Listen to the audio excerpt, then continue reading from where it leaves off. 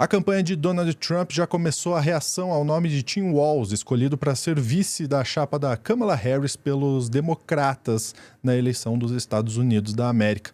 Tudo isso pelo fato de Tim ser muito menos conservador do que a Kamala, sendo considerado um progressista que assinou lei pró-aborto e legalização da maconha. E a Cenoura, nossa gatinha, está por aqui também para dizer que vai começar o Plantão do Meteoro.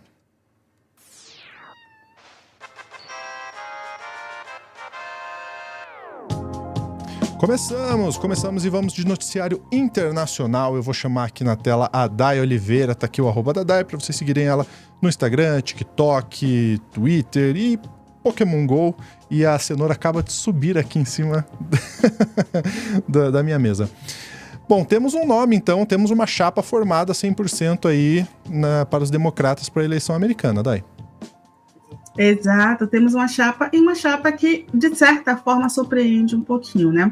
Para começar, lógico que a gente já tem uma situação totalmente inusitada para Donald Trump e a sua campanha, porque ele fez toda a organização ali pensada em quem? Em o Biden, em uma ideia de massacrar um homem branco, né? De uma figura ali um pouco mais fragilizada, que é o atual presidente. Então, o Trump ele já vinha de uma linha, né, dessa forma, mas quando a Kamala assume, ele já tinha que mudar um pouco o discurso e agora ainda mais. Então, o que é que o Trump agora está fazendo? Ele está questionando esse posicionamento do Walz, porque ele seria, né, um tal extremista, e inclusive é exatamente essa linha que ele está seguindo. E por que extremista? Porque é uma figura que justamente é apontada como uma figura progressista, uma figura ali que não tem uma vida muito complicada, de muitos embates, né? Ele segue um caminho, ele trilhou um caminho um pouco sólido e também um pouco naquele contexto de entender, né, dos direitos civis, de defender os direitos de uma parte da população que antes era um pouquinho mais esquecida. Então, podemos dizer que, diferente do que falam sobre direita e esquerda dos Estados Unidos, nós podemos dizer que o Walz seria ali aquela pessoa do centro-esquerda, sabe? Aquela pessoa que é mais ligada aos direitos humanos e direitos civis. Então, tem esse lado positivo, inclusive porque compõe muito o que a Kamala que é mais conservadora, e bem diferente do que a direita tenta falar no Brasil. Ela representa essa direita conservadora, sim, mas não a extrema-direita fascista, que aí já quem representa é o Trump. Então, basicamente essa a diferença. Então, o Walz, ele significa um pouco mais de avanço para essa campanha da Kamala. Eu vou te pedir, por favor, para colocar o primeiro vídeo que fala justamente sobre essa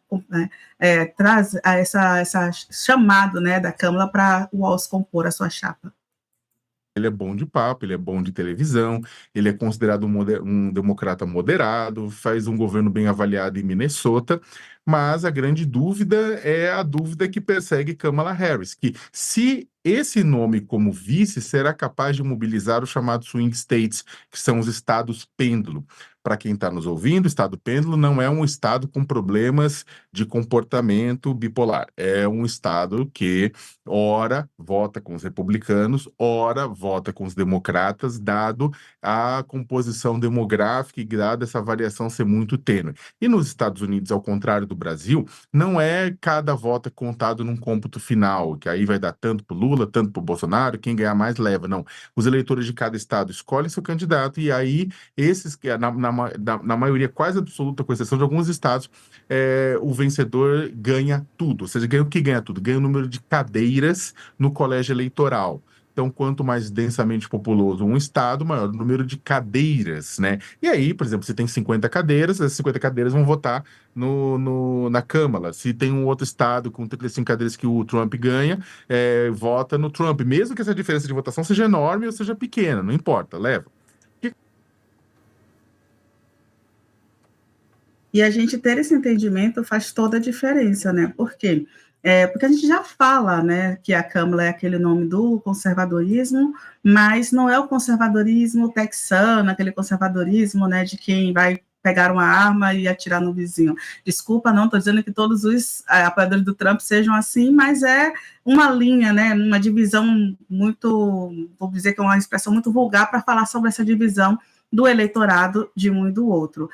E quem vai ser o eleitorado da Câmara? Geralmente, o eleitorado da Câmara é aquele povo, né, aquela população mais conservadora, tem uma população tem os evangélicos, pentecostais, né, os protestantes, uma linha assim que defende a migração, mas olha, nem tanto, acha que tem que alimentar as pessoas, né, em situação de rua, mas não tem que fazer divisão de renda. Então, é mais ou menos essa diferença entre esse eleitorado. E o Walz, ele agora vai para uma outra linha, né? Vai justamente tentar pegar ali, compor aquela turma, por exemplo, que já vota, né, a turma da Pensilvânia, por exemplo, que já é uma turma que vota ali pela proteção, legalização, por exemplo, da descriminalização da maconha, legalização da maconha, inclusive ele foi pró-aborto também, ele fez uma voto, assinou uma votação de lei pró-aborto, então já vem dessa linha de defesa que, por exemplo, a Câmara não faria, que ela já vem de uma ala mais conservadora.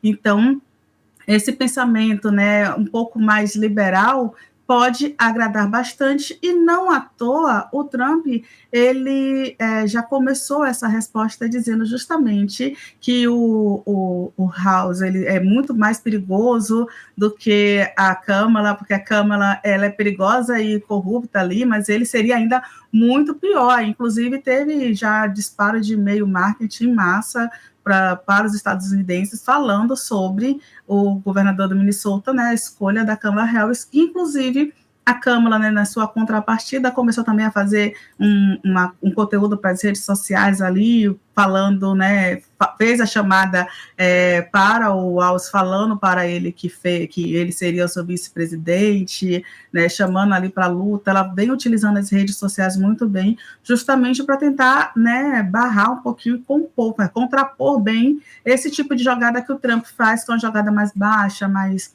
frívola, leviana, e que a gente já conhece bem, porque a gente também passou por isso aqui, certamente a gente vai ter nas eleições municipais também, que é um tipo de conteúdo que não acrescenta a ninguém, né? Só mais do mesmo, e como a própria Câmara já falou, é um jogo baixo, é o show de sempre, né? Que é isso geralmente que eles fazem. Vou te pedir, Lúcio, também para colocar já a segunda matéria, que traz mais um pouquinho sobre essa escolha. É aí que o Donald Trump já está realmente tentando achar palavras para desbancar um pouco esse vice que a Kamala Harris escolheu hoje, Elisa. Mas, assim, a gente também viu que a gente está aqui escutando, né, os aliados do Donald Trump, a gente escuta que eles estão um pouco aliviados com essa escolha. O Tim Walz realmente, ele era um dos favoritos, obviamente, ele estava aí nessa disputa com o Josh Shapiro, mas a gente esperava a gente via que o Josh Shapiro tinha um pouquinho ali de liderança nessa disputa. E os aliados do Trump relataram um pouco de alívio com essa escolha da Kamala Harris, isso porque o Josh Shapiro é o governador da Pensilvânia, um estado super chave aqui nas eleições dos Estados Unidos. Então a gente esperava que talvez fosse essa escolha principal da Kamala Harris, justamente por toda essa influência no estado da Pensilvânia, mas o escolhido aí foi o Tim Walz, que tem uma carreira super brilhante aí na política dos Estados Unidos. A gente está acompanhando aqui, mas realmente quem deu essa notícia pro Tim Walz foi a Kamala Harris pessoalmente, por uma... Então tinha uma outra opção, mas a escolha foi pelo Tim Walz mesmo.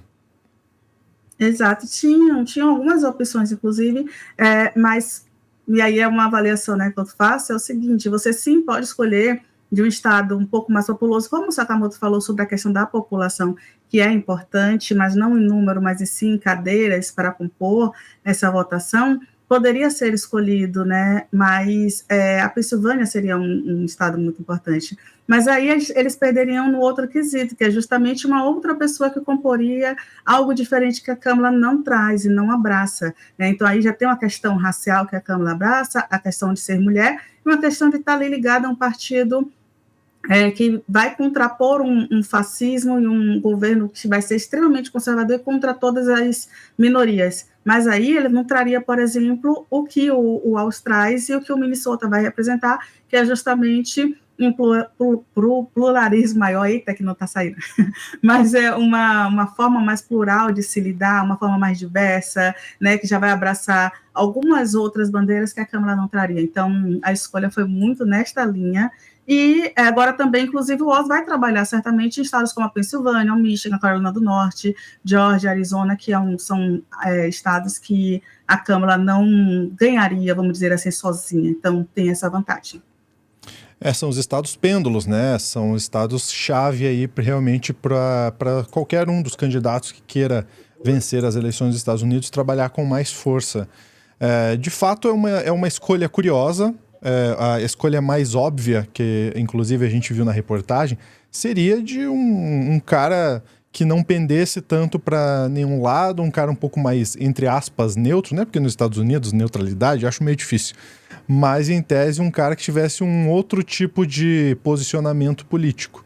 Mas aí a gente vai ter que entender qual é a estratégia da Câmara. Agora, a parte do Trump já viu para onde que eles vão atacar, né?